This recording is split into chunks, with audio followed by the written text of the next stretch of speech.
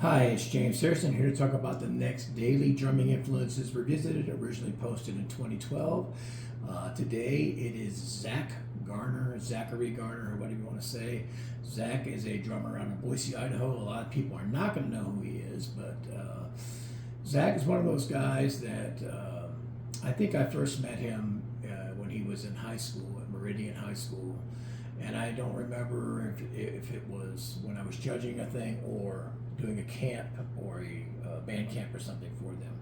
But what impressed me about Zach was he was a sponge wanting to learn stuff, but actually at the same time was very, what the right word is, inspired or aggressive about trying to gather as much knowledge, technique, everything, writing stuff that he could, and became more advanced than a lot of his counterparts in the drum line and whatnot, and continued that as he got into college and everything, and became a really, really good arranger of writing drum parts for things. In a difficult situation, even because, and this is not a slam against anything with the Dave Wells era of Boise State, but one of the things that became difficult writing and arranging for some of those eras were you would write and arrange based on, let's say you got a recording and you heard the tune, and or it could even have been a MIDI file and you heard the tune and you had to write a drum part to it, and you would do so based on what you listened to, and then you would get to an actual rehearsal with the band, and the tempo would be drastically faster than what the recording was, and a lot of the parts that you would want to write or you wrote couldn't be executed at least not well, by an entire drum line at some of those tempos. And Zach did a good job of adapting to that. I think he probably learned over time, because I remember there are times where I would just ask Dave, well, what's the final tempo going to be? Because it makes a difference on what I'm going to write. And I'm sure Zach did the same thing, but he became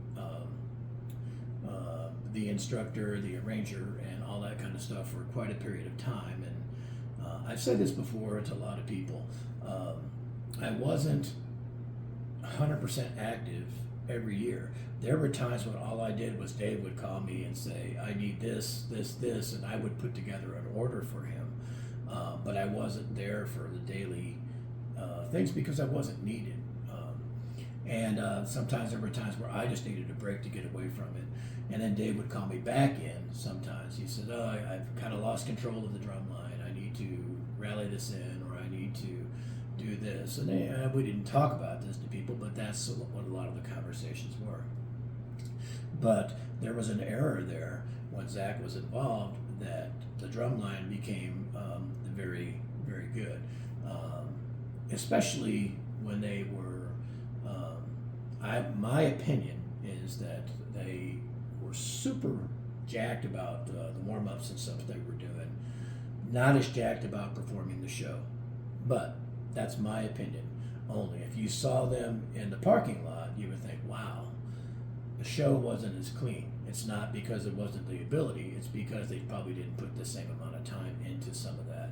And then again, it being pushed out of the things. But there was an era where there was a lot of talent in the drum line, and Zach wrote some great stuff for that. And Zach's been a good friend for a long time, great drummer and a great drum set player, and a good friend.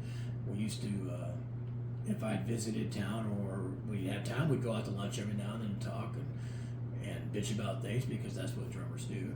And Zach actually bought a drum set from me to make his premiere kit, a full double bass kit. And anyway, he's continues to be active in the pipe band thing with the Boise Highlanders, and writing some stuff for that. And so he's has a child and all that kind of stuff. But many years down the road, I know he works in the same business as his father now, but he has continued to stay active in the drumming scene, and is a lot of stuff he does is quite impressive. So, but when I posted this in 2012, the reason I posted it was because of his. Again, I'm not sure what the right word is, but if you can call it his zest for wanting to learn more and to get into,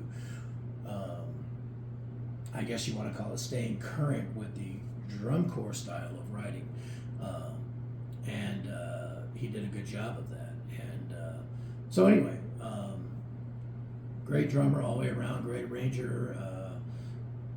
I'm sure that he could probably become an instructor for one of the local high schools if he really wanted to, but that's another rabbit hole you have to dive down there, where time versus money compared to a lot of other jobs, it's not very beneficial, especially at this stage in his life. But if somebody wanted to get some good stuff from him, he'd do a great job. So the drumming influence for the day, Zach Garner.